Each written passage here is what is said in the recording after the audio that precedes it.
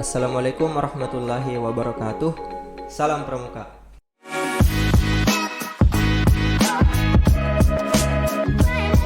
Audio Jungle. Audio Jungle. Audio Jungle.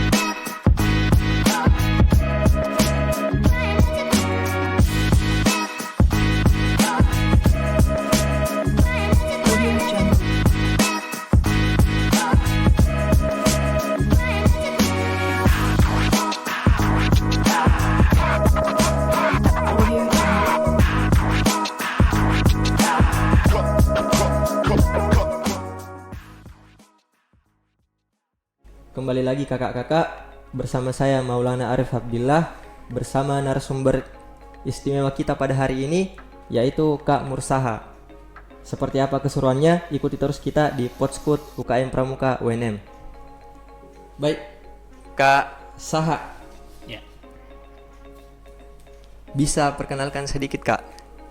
Oh ya. Terima kasih. Pertama-tama tentu saya ucapkan terima kasih kepada Pramuka UNM yang telah mengundang saya hadir di acara yang sangat luar biasa, Podskut. Tentu acara ini sangat luar biasa dan saya lihat di Gudeperti di Sulawesi Selatan ini satu-satunya ada acara seperti ini di Pramuka Perti Sulawesi Selatan, yaitu di Pramuka UNM. Nah, jadi pertama-tama saya akan perkenalkan diri. Seperti yang disampaikan tadi, nama saya Mursaha. Jabatan saat ini yaitu sebagai Ketua Dewan Kerja Daerah Gerakan Pramuka Sulawesi Selatan masa bakti 2018-2023. Berarti hitungannya tahun ini sudah habis masa bakti. Saya sudah menjabat sebagai Ketua DKD itu sudah 5 tahun, terhitung pada tahun 2018, dan tahun ini harusnya sudah berakhir karena sudah tahun 2023. Jadi saya lahir itu di Lu Timur, itu tanggal 27 Juli 1996. Jadi saya aslinya dari Lu Timur. Tetapi dalam proses pendidikan di Gerakan Pramuka itu saya aktif di Kwarcap Kota Palopo. Kota Palopo. Kota Palopo. Jadi hitungannya itu saya daftar sebagai Ketua DKD itu melalui rekomendasi Kuartir Cabang Gerakan Pramuka Kota Palopo. Berarti kita berjenjang ya Kak dari Kwarcap dulu. Dari DKC, alhamdulillah bisa terpilih sebagai Ketua DKD pada saat ini. Selain itu saya juga aktif di Gudeperti. Gudep saya dulu ketika masih aktif di Gudeperti itu di Pramuka Yayan Palopo. Itu saya masuk di Pramuka Yayan Palopo tahun 2014. Waktu itu pandega atau penegak masih dulu Kak? usia penegak. Saya masuk di kampus Yayan Palopo. Pada saat itu juga saya langsung mendaftar di Pramuka Yayan Palopo itu pada tahun 2014. Sebelumnya itu Kak sudah berpramuka memang atau baru saat itu kita sebelumnya saya tidak aktif di pramuka pada saat SMA. Jadi saya aktif pramuka itu SD. SD saya sangat aktif. Mulai dari kelas 3, 4, 5, 6 saya aktif dan sering mengikuti lomba-lomba yang diadakan pramuka. Pada saat itu saya di Lu Timur, sekolah SD di Lu Timur. Saya aktif pramuka dan sering ikut-ikut lomba yang diadakan oleh Kwarcap Lu Timur. Setelah itu masuk SMP 2 tahun kalau tidak salah, kelas 1 sama kelas 2 saya aktif di Penggalang. Itu pada saat itu saya sekolah di MTS Nurul Junaidia Lawo, Burau. Itu saya aktif sekitar 2 tahun. Masuk kelas 3 saya vakum. Sampai pada saat SMA juga saya tidak aktif berpramuka. Kenapa tidak aktif di SMA? Ya, karena apa ya? Sebenarnya banyak alasan sih kenapa saya tidak aktif. Salah satunya karena jarak antara rumah saya dan sekolah itu sangat jauh. Sehingga untuk melaksanakan aktivitas kepramukaan itu, karena kan kita harus datang setiap sore latihan. Iya Kak. Kita pagi sekolah, sorenya latihan, itu kalau menurut saya pada saat itu sangat susah, apalagi antara jarak rumah saya dengan sekolah itu agak jauh. Berarti pramukanya di sana itu aktif sekali Kak Oh, aktif. dan rutin. Iya, jadi pramuka di sekolah saya SMP MTS Nurul Jenderal kan itu ada MTS, ada Madrasah Aliyah. Setelah saya masuk MTS, saya masuk Madrasah Aliyah Nurul Jenderal. Di MTS dan Madrasah Aliyah itu sangat aktif pramukanya di Luhut Timur dan sering mendapat juara ketika ikut lomba. Jadi di setiap tahun di Kuarcap Luhut Timur itu mengadakan lomba untuk penggalang dan penegak untuk SMP dan SMA, pramuka SMP dan SMA itu di tempat sekolah saya dulu tuh sangat aktif, sangat sering mendapatkan juara. Nah, begitupun juga mengikuti lomba yang diadakan di kampus Yayan Palopo, gudep saya pada saat itu sering mendapatkan juara ambalan tempat saya sekolah dulu. Jadi sangat aktif pramukanya. Nah, sehingga karena saya tidak aktif pramuka pada saat SMA, saya masuk di perguruan tinggi. Saya cerita sedikit terkait dengan sejarahnya saya di pramuka itu. Siapa? Saya masuk di perguruan tinggi itu 2014 dan di situ kan kita kelola kegiatan, dan salah satu program unggulan pramuka Yayan Palopo yaitu namanya Porspek, Pekan Olahraga Seni dan Perkemahan. Itu Sulawesi Selatan, Jaku Sulawesi Selatan. Nah, di situ kita kelola kegiatan. Itu terhitung saya mulai dari masuk sebagai warga baru itu tahun 2015, 16, 17 sampai ke 18 itu kita kelola kegiatan. Nah, sehingga orang-orang kan ini kegiatan berjalan. Nah, jadi ada peserta dari SMA SMA saya dulu yang saya tidak aktif pramuka. Yeah. Oh, mereka kaget, kenapa ini berusaha aktif pramuka padahal Tiba-tiba dulu, sekali. ya tiba-tiba dia jadi panitia di kegiatan yang besar karena memang di sana itu besar sekali kegiatannya. Apakah Jadi ada panggilan hati? termasuk kegiatan yang sangat bergengsi. Itu awalnya. Dan ketika berjalan selama saya berproses 2 tahun, alhamdulillah tahun 2017 itu saya terpilih menjadi Ketua Dewan Racana Putra. Itu tahun 2017 di Pramuka Yayan Palopo. Nah, di situ kita berkegiatan lagi, setiap tahunnya kita laksanakan kegiatan besar. Nah, kembali pada saat kegiatan Porspek itu dari SMA yang dulu saya tempati sekolah itu kaget nih, kenapa ini berusaha aktif bahkan menjadi ketua dewan di Pramuka Yayan Palopo, karena dia padahal anggapannya orang kan saya bukan orang pramuka. Iya Kak. Nah, begitupun sampai saat ini saya menjadi ketua DKD itu orang-orang di Luhut Timur itu khususnya SMA yang tempat saya dulu, madrasah yang tempat saya dulu sekolah itu sangat kaget karena anggapannya mereka kan saya bukan orang pramuka. Kenapa bisa jadi ketua Dewan Racana? Kenapa bisa bahkan menjadi ketua DKD Sulsel? Itulah proses-proses yang tentunya menjadi pengalaman yang sangat berharga dalam diri saya. Saya aktif di pramuka perguruan tinggi dan disitulah karir kepramukaan saya alhamdulillah bisa pada sampai ke tahap saat ini. Jadi sering ada anggapan bahwa pramuka itu harus berjenjang dari SD, SMP, SMA sampai ke pramuka dewasa.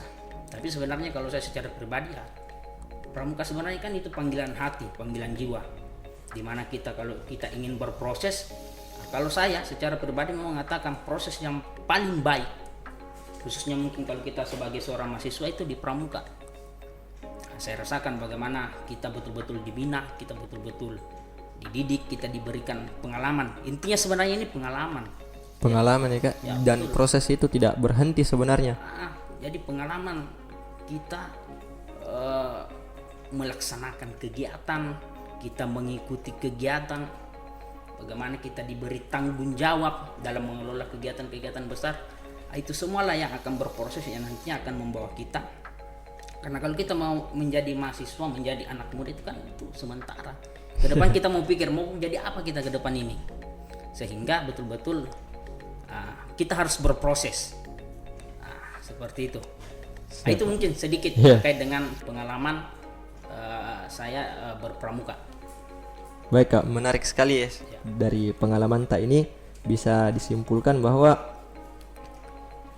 untuk mencapai apa yang dicapai pada saat ini sebenarnya tidak langsung begitu saja, tidak mengagetkan, tidak terjadi dalam semalam, tapi ada prosesnya di balik itu. Bahkan dari SMP sebelumnya, dan walaupun sempat di vakum, SMA. ketika ada panggilan hati lagi untuk berproses terus belajar. Saya juga tambahkan sedikit.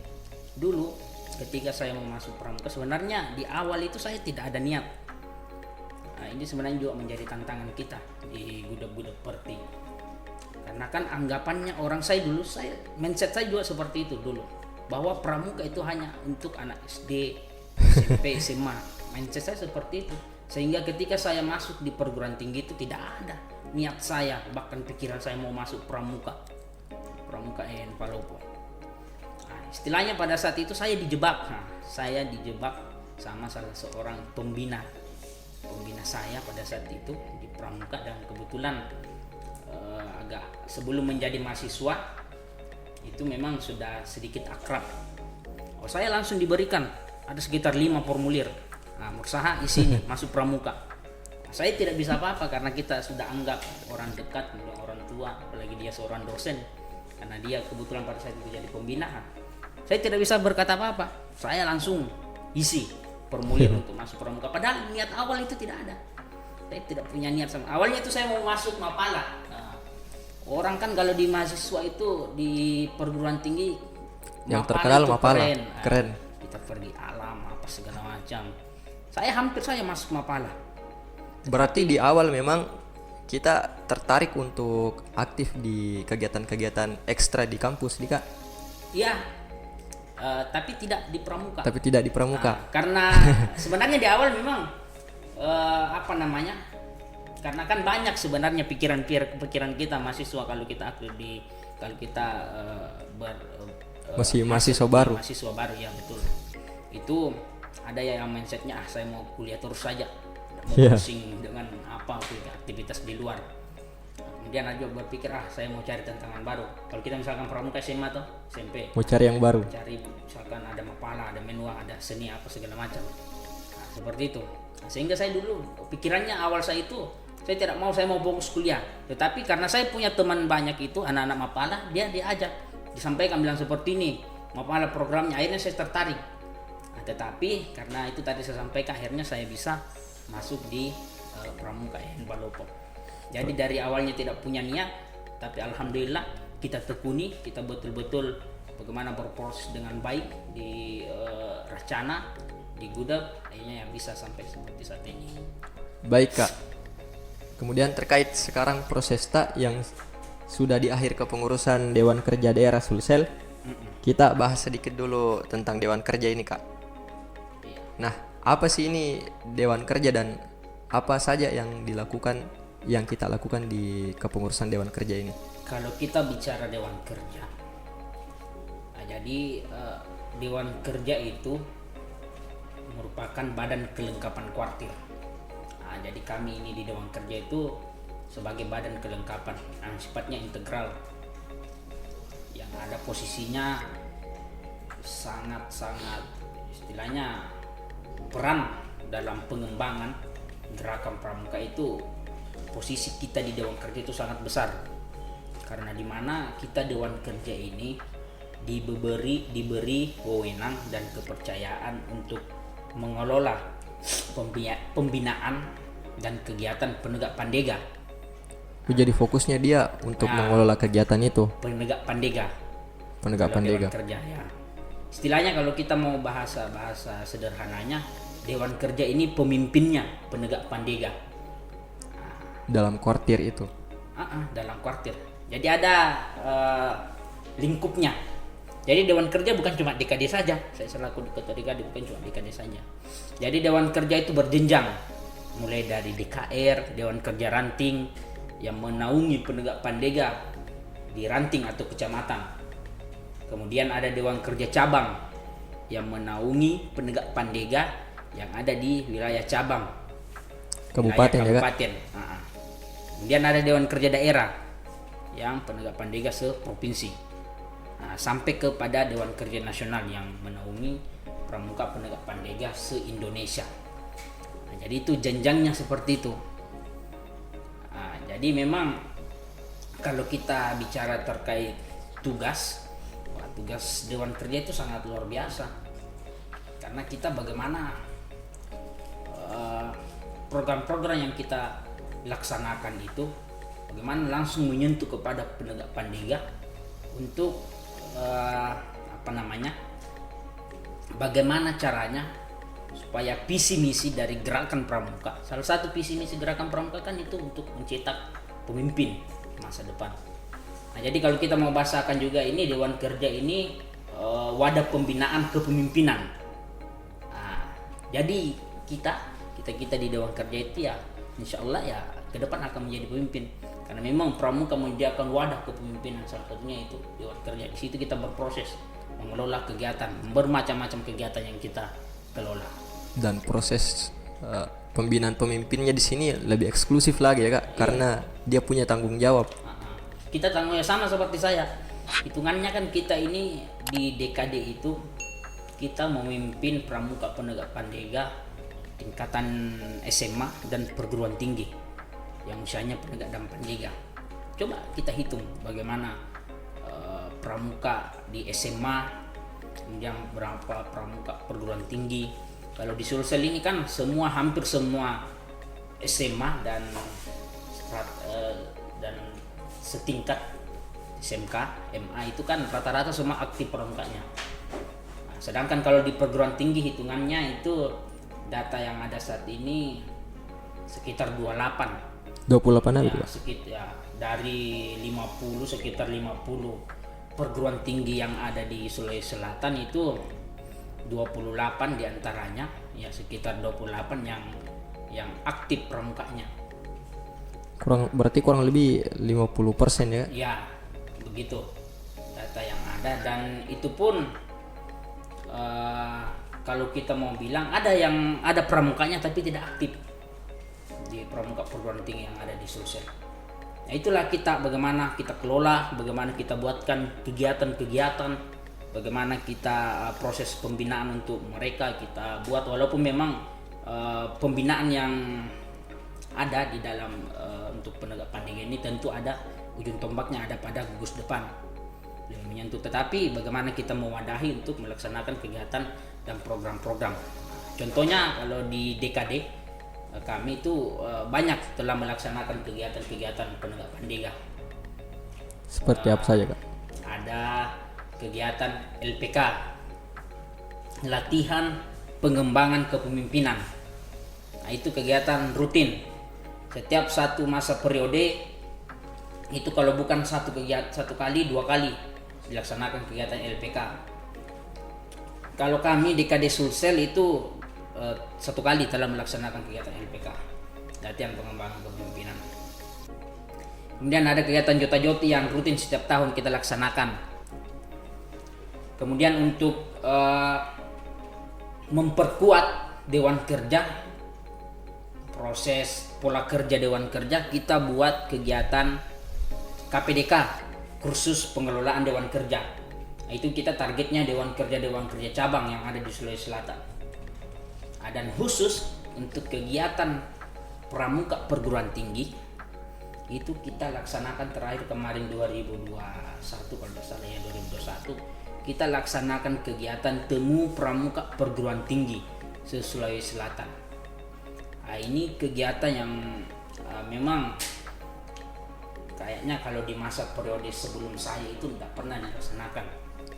Dan saya secara pribadi, karena saya dari pramuka perguruan tinggi ini, dari awal saya menjabat sebagai ketua DKD, saya memang rencanakan ingin membuat kegiatan yang mewadahi pramuka perguruan tinggi yang ada di Sulawesi Selatan. Nah, itu salah satu cita-cita saya di awal. Dan saya perjuangkan kegiatan untuk terlaksana. Kenapa? Karena saya berasal dari pramuka perguruan tinggi.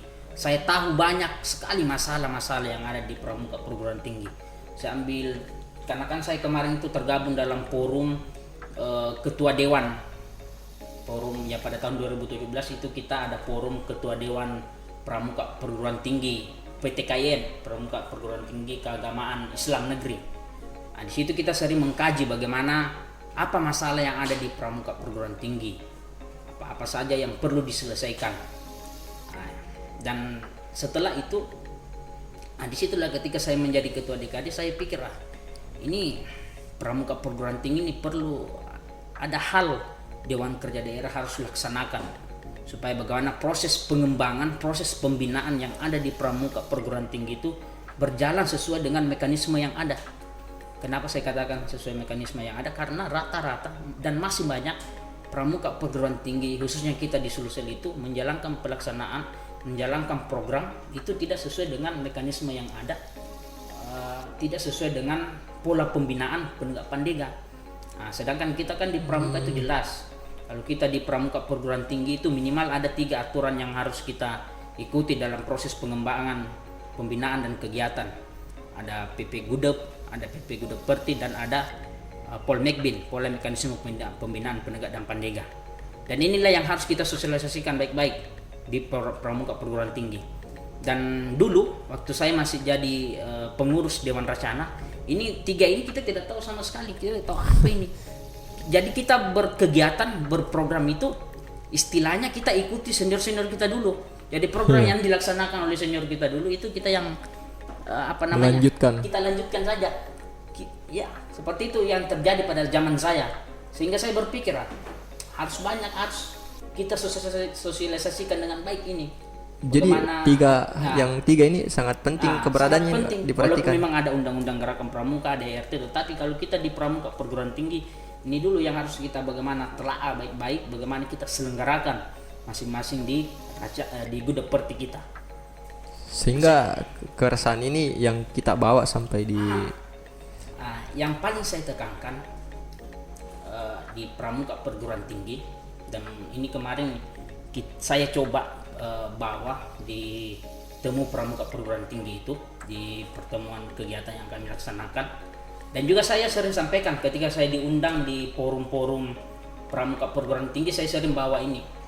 Terakhir juga kemarin baru seminggu yang lalu saya diajak untuk menjadi narasumber di kegiatan Kema Pandega yang dilaksanakan oleh Pramuka EN Palopo, bahwa masih banyak di pramuka perguruan tinggi itu yang sistem pengelolaan di dalamnya itu tidak sesuai dengan aturan yang ada, baik itu sistem administrasi, sistem pola kegiatan, dan sampai pada struktur organisasi itu tidak sesuai dengan aturan-aturan yang ada. Itu masih menggunakan aturan-aturan zaman dulu, banyak sekali.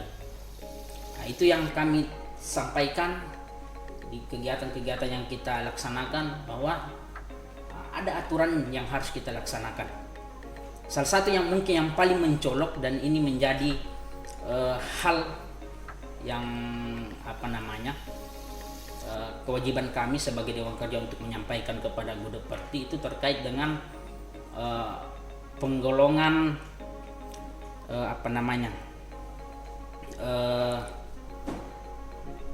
ambalan racana yang ada di Gudep Perti. Pemisahan ambalan dan racana dalam satu pangkalan itu ya, Kak? Betul. Ini yang penting sekali. Kenapa saya katakan penting? Dari 27, 28 sekitaran itu pramuka perguruan tinggi yang ada di Sulsel itu baru 2 yang ada yang paham ini, Kak? Yang ada ambalan dan recananya. Di mana saja itu, Kak? Yang satuannya ada ambalan, ya ini UNM dan di pramuka Muhammadiyah Sinjai. Nah, itu juga baru, kalau tidak salah 2 tahun lalu baru mereka bentuk ambalan, satuan ambalan. Nah, ini yang sebenarnya sangat penting, yang perlu dipahami oleh kakak-kakak di pramuka perguruan tinggi, karena antara racana dan ambalan ini berbeda, satuannya ini berbeda, pengelolaan pembinaan yang ada di dalamnya itu berbeda. Terkait usianya kan jelas, ambalan itu untuk usia penegak, usia 15 sampai 20 tahun. Kemudian masuk di racana tentu usia 21 sampai 25 tahun. Nah, coba bagaimana kalau dalam suatu gugus depan perguruan tinggi itu cuma ada racana saja. Artinya ini bagaimana proses pengelolaan pembinaannya di dalam ini. Kalau sudah yang usia penegak yang harusnya berproses di Ambalan itu Langsung dia ke Racana. ketika masuk di pramuka perguruan tinggi itu dia langsung berproses di Racana. Yang notabene Racana ini khusus untuk pramuka Pandega, usia Pandega. Ini kan rancu tuh ceritanya. Iya. Bahkan ada banyak yang saya dapatkan masih usia penegak dia sudah pakai TKU Pandega karena katanya dia berproses Perguruan tinggi. di pramuka perguruan tinggi, berproses di Racana, ada program pencapaian TKU. Akhirnya dia masih usia penegak loh. Padahal syaratnya umur dulu. Iya, umur Pandega. Iya. Kenapa? Alasannya kita sudah di pramuka perguruan tinggi, dan kalau kita mau capai TKU Bantara atau Laksana, kita tidak karena di sini kan Racana gitu. Inilah yang perlu kita luruskan, yang perlu kita perbaiki, dan alhamdulillah itu Terlaksana di kita kepengurusan, laksanakan. Saya itu setiap kegiatan itu yang saya terus tekankan, bagaimana pola-pola yang ada di gugus depan, khususnya kita di pramuka perti itu harus kita sesuaikan dengan pola pembinaan dan aturan-aturan yang ada di gerakan pramuka. Karena kalau tidak terlaksana itu akan rancu. Seperti itu. Itulah sering saya sampaikan bahwa memang kita di pramuka perguruan tinggi itu banyak sekali tantangannya. Dan solusi memang yaitu di setiap pramuka perguruan tinggi itu harus bentuk Ambalan, karena mau tidak mau usia mahasiswa masuk di perguruan tinggi kan itu rata-rata 17-18 tahun dia masuk di perguruan tinggi. Sehingga secara otomatis ya kalau dia mau bergabung di pramuka perguruan tinggi, artinya dia harus bergabung di satuan Ambalan. Nggak boleh di satuan Racana. Ya, tapi ya begitulah, banyak sekali alasan-alasan yang tentu harus kita pahami juga, bahwa memang tidak semua pramuka perguruan tinggi itu bisa membentuk Ambalan di gudepnya. Sehingga saya lanjutkan lagi. Ini kita bawa ke Forum Nasional di pertemuan dengan Dewan Kerja Nasional. Ini setiap tahunnya itu ada kegiatan pertemuan Dewan Kerja Daerah se-Indonesia dengan Dewan Kerja Nasional. Kita bawa masalah-masalah ini di forum itu, dan saya yang sering mengangkat ini, dan saya sering berikan solusi kepada Dewan Kerja Nasional, kepada Kuartir Nasional, bahwa untuk penggolongan usia itu perlu dirubah. Ini usulan saya kemarin, perlu dirubah, yaitu bagaimana penggolongan usia khususnya kita di penegak Pandega itu perlu dirubah. Dikurangi atau ditambah? Ya, kita sesuaikan dengan pola yang ada saat ini. Ini masalah sebenarnya bukan cuma di Sulsel saja, di daerah-daerah lain itu masalah seperti itu terjadi. Sehingga usulan kami sesuaikan saja untuk usia Pandega itu kita sesuaikan ketika umur mendaftar kuliah ya Kak? Ketika ada anggota pramuka, anak pramuka yang mau daftar kuliah, misalkan rata-rata kan 18 tahun masuk kuliah kan? Iya Kak. Kenapa tidak kita rubah penggolongan usia itu? 18 tahun sudah kita kategorikan usia Pandega. Jadi mereka berproses di Racana. Itu solusi yang kami berikan kepada Dewan Kerja Nasional, kepada Kuartir Nasional. Dan sementara saat ini infonya sementara digodok oleh Kuartir Nasional, oleh Dewan Kerja Nasional, bagaimana untuk penggolongan usia itu dirubah. Karena itu tentu sangat penting untuk kita berproses di pramuka, khususnya kita di pramuka perguruan tinggi. Karena tentu aturan-aturan yang ada itu harus kita laksanakan. Kalau saya secara pribadi katakan seperti ini, bahwa aturan memang itu harus kita laksanakan. Tetapi kalau aturan itu sama betul-betul tidak bisa kita laksanakan, kenapa tidak aturannya dirubah? Kan prinsipnya seperti itu. Dan itulah aturan-aturan, banyak aturan-aturan kita di pramuka perguruan tinggi penegak Pandega itu yang perlu dirubah. Polmekbin apa itu semua tidak, saat ini sudah tidak sesuai dengan zaman yang ada saat ini. PP Gudep Perti, PP Gudep itu secara pribadi saya sampaikan ke Dewan Kerja Nasional, itu perlu digodok semua, perlu dirubah, kita sesuaikan dengan zaman yang ada saat ini. Seperti itu. Baik, menarik sekali ya Kak, kerja pekerjaan yang dilakukan di Dewan Kerja Daerah ini seperti yang kita sebutkan tadi, mulai dari mengkaji, itu pasti mengkaji dulu ya Kak, tentang kesesuaiannya pada zaman ini, dan di situ berarti kita dilatih betul untuk kritis ya Kak, dan juga teliti terhadap aturan-aturan itu. Kemudian kita juga sebut tadi kalau kita sering komunikasi antara Dewan Kerja se-Indonesia, berarti betul-betul di proses kita ini di Dewan Kerja Daerah ini membuka peluang untuk kita bisa bersosialisasi dengan luas dan melatih banyak hal tentunya Kak. Ya. Menarik sekali. Kira-kira Kak, apa lagi benefit yang kita dapatkan selama menjadi Dewan Kerja ini selain dari yang kita sebut tadi? Apakah ada lagi? Iya, jadi Dewan Kerja sebenarnya itu, di Dewan Kerja itu kita bukan mencari uang ya, itu yang pertama harus kita, walaupun memang secara finansial memang kita semua butuh yang namanya materi, tetapi di Dewan Kerja itu lebih bagaimana pengembangan diri kita, pengembangan bakat kepemimpinan kita itu dilatih di Dewan Kerja. Salah satunya bagaimana kita pola koordinasi, pola komunikasi, dan yang lebih ininya lagi yaitu bagaimana kita terkait dengan lobby. Ini yang sering kita pelajari di Dewan Kerja. Bagaimana kita menyentuh ke masyarakat dan tentu bagaimana koordinasi ke pemerintahan. Dan pengalaman lah banyak yang kita dapatkan kalau di Dewan Kerja. Kalau kita kan khususnya kita di Dewan Kerja Daerah, kita kan ini terkoordinasi dengan pemerintah provinsi. Banyak program-program yang kita laksanakan itu harus terkoordinasi dengan pemerintah provinsi, baik itu ke gubernur maupun dengan dinas-dinas yang ada di pemerintah provinsi.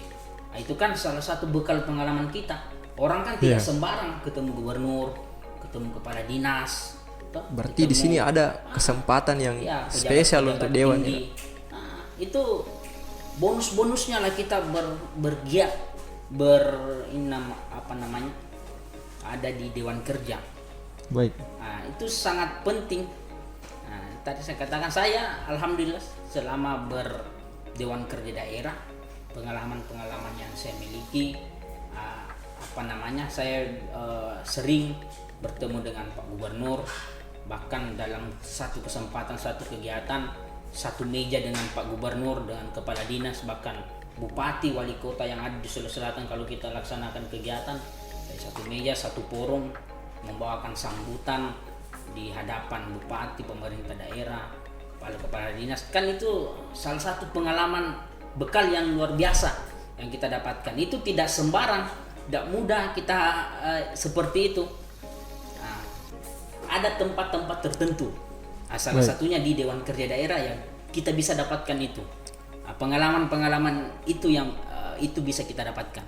Nah, baik Kak. Jadi karena spesialnya menjadi Dewan Kerja Daerah ini, bisa ceritakan sedikit Kak, bagaimana sulitnya untuk menjadi Dewan Kerja Daerah ini, dan apa saja syarat-syaratnya? Bagaimana kalau ada yang mau menjadi Dewan Kerja Daerah ini?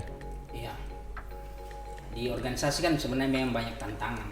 Khususnya kita Dewan Kerja itu banyak sekali tantangan. Dan kalau orang mau masuk Dewan Kerja itu sebenarnya gampang sekali. Gampang Kak? Iya, gampang. Saya saja contohnya. Dari yang yang pernah tidak aktif di pramuka di SMA, tapi ya sebenarnya dengan tekad yang tinggi ya saya bisa bergabung di Dewan Kerja Daerah. Kalau di persyaratan itu jelas di PPDK. Bagaimana kalau kita mau menjadi Dewan Kerja, yang pertama itu kita harus aktif di gugus depan, baik apakah itu Gudap Ambalan maupun Gudap Racana. Nah, itu kita harus aktif. Dan usia untuk bergabung itu di PPDK itu 18 sampai 23 tahun kita bisa bergabung di Dewan Kerja. Kemudian apalagi syarat-syaratnya, tentu belum menikah ya. Nah, karena kalau kita sudah menikah, status peserta didik dalam diri kita sudah hilang. Itu secara umumnya, persyaratan umumnya. Kemudian kalau persyaratan khusus ya itu tergantung kesepakatan di forum. Nah, kalau kita kemarin di Dewan Kerja itu sebelum saya itu kan mereka membentuk musyawarah dan menentukan apa-apa saja persyaratan khusus. Nah, kalau yang biasanya itu persyaratan khusus itu tadi pernah mengikuti latihan pengembangan kepemimpinan, pernah mengikuti kursus pengelolaan Dewan Kerja. Kemudian ber-TKU Pandega untuk yang usia Pandega, ber-TKU Bantara atau Laksana untuk usia penegak. Nah, itu syarat-syarat khusus yang bisa diajukan, disesuaikan dengan musyawarah yang dilakukan. Itu dilaksanakan ketika Muspanitra, namanya Musyawarah Penegak Pandega Putra Putri. Itu ada tingkat daerah, tingkat cabang, dan tingkat nasional. Dan itu dilaksanakan 5 tahun sekali. 5 tahun sekali.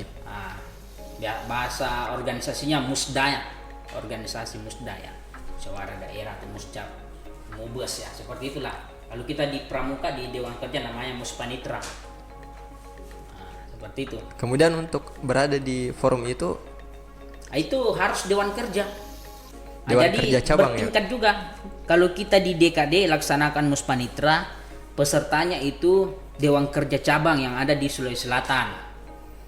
Kalau DKC melaksanakan, pesertanya itu DKR, misalkan Kota Makassar. Kalau DKN yang melaksanakan, yaitu DKD se-Indonesia, 34 Dewan Kerja Daerah se-Indonesia, provinsi se-Indonesia. Seperti itu prosesnya. kalau untuk DKN ini berarti kita sudah tidak bisa lagi ya Kak? Ya, kalau saya secara pribadi sudah tidak bisa. Usia saya saat ini bulan depan insya Allah panjang umur itu sudah masuk 27 tahun. Jadi secara usia lewat saya sekali. ini sudah masuk usia pramuka dewasa.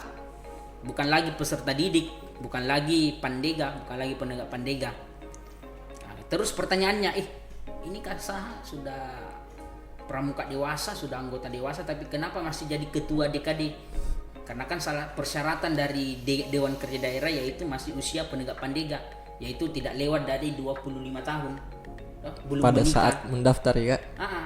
Pada saat mendaftar. Tetapi di aturan yang ada di PPDK, itu kita di Dewan Kerja punya namanya PPDK, Petunjuk Penyelenggaraan Dewan Kerja. Inilah kitabnya kita, kitabnya Dewan Kerja. Dalam proses pengelolaan, pengembangan, pembinaan program kegiatan segala macam itu ada di PPDK. Di situ jelas diatur bahwa untuk Dewan Kerja itu menyelesaikan masa bakti. Karena saya kemarin masuk di 2018, usia saya kalau tidak salah 21 tahun, artinya tidak lewat dari sesuai dengan petunjuk yang ada itu 18 sampai 23 tahun. Kan ini berjalan prosesnya, saya harus menyelesaikan masa bakti saya 5 tahun. Artinya walaupun usia saya sudah lewat dari usia pandega, usia peserta didik, tetapi saya masih berhak dan berkewajiban untuk menyelesaikan masa bakti saya sampai pada tahun ini, walaupun usia peserta didik sudah lewat. Jadi itu ada aturannya di PPDK. Untuk itu kalau saya mau lanjut secara nasional sangat sudah tidak bisa, karena itu tadi persyaratan mendaftar itu 18 sampai 23 tahun. Kalau di DKN sendiri Kak, syarat-syaratnya apakah sama atau lebih? Sama, secara umum yang saya sampaikan tadi itu sama. Aktif di gugus depan, kemudian masih ini usia 18 sampai 23 tahun. Tetapi yang menjadi tentu grade-nya lebih tinggi itu di persyaratan khusus.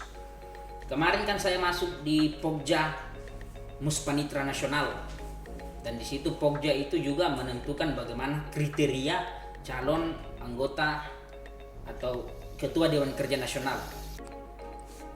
Salah satu kriteria yang kita kasih tinggi grade-nya yaitu bagaimana calon ketua DKN ini harus punya tupel. Saya lupa berapa lagi, minimal tupelnya itu kan tidak ada di tingkat cabang, tingkat daerah itu tidak ada tupelnya. Nah, tapi karena ini tingkat nasional ya kita harus naikkan sedikit grade-nya. Kemudian harus pernah mengikuti LPK, KPDK minimal tingkat daerah. Kalau tingkat cabang tidak boleh. Karena ini kan levelnya nasional, jadi harus tinggi grade-nya. Kemudian apa lagi? Banyak itu kemarin kita coba masukkan persyaratan-persyaratan untuk menjadi Dewan Kerja Nasional.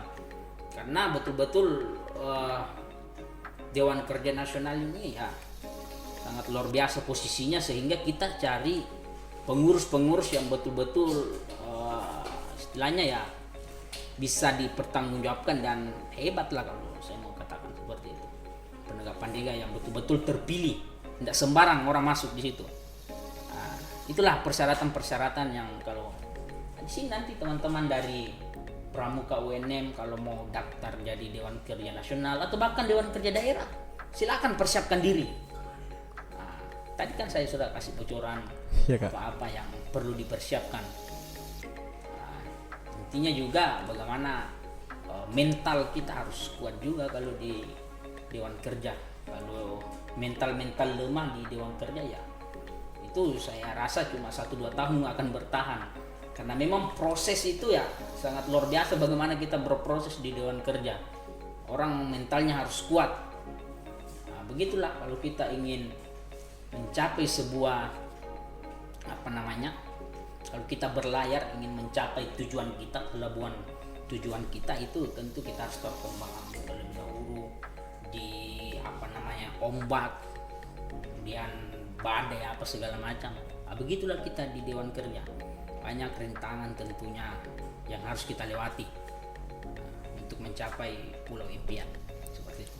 Terkait dengan Dewan Kerja Daerah dan seperti yang kita bahas tadi, untuk kakak-kakak yang berada di Sulawesi Selatan di Universitas Negeri Makassar sangat terbuka sekali, Kak, dan bahkan mudah ya, Kak, untuk daftar. Iya. Asalkan dipenuhi saja dan mentalnya dikuatkan. Terutama kita yang orang Sulawesi Selatan tentu harus bermental pelaut ya, Kak, yang siap berlayar, siap terombang-ambing. Betul sekali, Kak, yang dikatakan. Nah, jadi saya statement terakhir dari saya bahwa dalam beberapa kegiatan yang saya ikuti, terakhir sekali kemarin seminggu yang lalu itu temu Kemah Pandega yang dilaksanakan oleh Pramuka YN Palupo, dan itu dihadiri sekitar 10 pramuka perguruan tinggi yang ada di Sulawesi Selatan ini. Saya sampaikan bahwa salah satu gudeg percontohan yang ada di Sulawesi Selatan itu Pramuka UNM. Itu tidak sembarang saya sampaikan. Memang betul-betul bagaimana program-program yang dilaksanakan oleh Pramuka UNM itu program-program yang sangat luar biasa. Salah satunya ya kegiatan ini, podcast ini. Tadi di awal saya sampaikan bahwa ya di Sulsel ini mungkin satu-satunya gudeg, mau itu gudeg Ambalan, Racana, gudeg SMA, itu ada program podcast ini. Salah satu tujuan dari program podcast ini bagaimana kita mempromosikan, bagaimana kita mensosialisasikan gudeg kita di dunia digital. Karena kenapa? Salah satu tantangan yang ada di pramuka, khususnya kita di pramuka perguruan tinggi ini, yaitu kurangnya minat mahasiswa itu untuk bergabung di pramuka perguruan tinggi. Sehingga sering saya sampaikan ke gudeg-gudeg perti bahwa laksanakan program yang bagaimana kita mempromosikan, bagaimana kita lihat, wah ternyata beda ya pramuka perti. Pramuka perti kan ini sering sampaikan bahwa di pramuka perguruan tinggi itu kalau hitungan persennya itu 20% saja kita laksanakan program-program kegiatan yang khusus untuk scouting skillnya. 80% itu bagaimana soft skill kita ditingkatkan. Nah, jadi itu tadi tantangan yang saya sampaikan tadi, itu kurangnya minat karena orang-orang itu mahasiswa baru itu beranggapan bahwa pramuka itu hanya tali, tongkat, sandi itu saja. Pemahaman orang-orang yang anak-anak SMA yang masuk perguruan tinggi, mereka tidak tahu bahwa di gudeg perti itu program-program yang dilaksanakan itu bagaimana untuk peningkatan soft skillnya lebih besar. dibandingkan dengan scouting skill. Bagaimana caranya kita sosialisasikan, bagaimana caranya kita promosikan, yaitu bagaimana sosial media. Kita genjot ini dunia digital. Sekarang ini kalau kita tidak bisa genggam dunia digital ini, kita akan ketinggalan. Jadi harapan saya, teman-teman mungkin yang menonton program ini, silakan lihat program-program ini. Program ini sangat luar biasa kita laksanakan sebagai bahan promosi kita. Kita sampaikan program-program kita ke masyarakat, kita sampaikan program-program kita ke penegak pandega, khususnya mungkin di Sulawesi Selatan, bahwa seperti inilah pramuka perguruan tinggi. Seperti inilah penegak pandega yang harus betul-betul peningkatan soft skill itu ditingkatkan. Seperti itu. Kalau kita bahas program di UNM ini banyak. Salah satu yang mungkin yang menjadi perhatian saya itu bagaimana PPK Ormawa ini. Ini info yang saya dapat sudah sampai 3 kali mendapatkan setiap tahunnya memenangkan PPK Ormawa ini, yang bagaimana langsung terjun ke masyarakat. Ini kan salah satu dari kewajiban seorang pramuka penegak pandega Tribina itu. Salah satunya itu bina masyarakat. Program inilah yang sangat betul-betul harus kita perhatikan. Saya sering sampaikan ke gudap-gudap itu, bina masyarakat ini jangan dipandang sebelah mata. Kita harus tunjukkan ke masyarakat bahwa pramuka itu ada, pramuka itu seperti ini, pramuka itu bisa membantu masyarakat. Kita harus ada desa binaan. Kita harus punya desa binaan. Kita buat bagaimana desa yang kita bina itu betul-betul menjadi desa yang maju. Itu salah satu tugas dari gerakan pramuka yang bagaimana termuat dari Tribina itu. Salah satunya yaitu bina masyarakat. Tentu program-program seperti itu bisa menjadi percontohan teman-teman pramuka perguruan tinggi, bukan hanya di Sulsel saja, bahkan seluruh Indonesia. Seperti itu ya. Mungkin itu dari saya. Terima kasih. Salam Baik. pramuka. Baik Kak. Itulah tadi kakak-kakak statement dari Kak Mursaha sekaligus menutup Podskut kita pada hari ini. Dan saya Maulana, saya ucapkan terima kasih kepada kakak-kakak telah menonton Podskut kita pada hari ini. Assalamualaikum warahmatullahi wabarakatuh. Salam pramuka.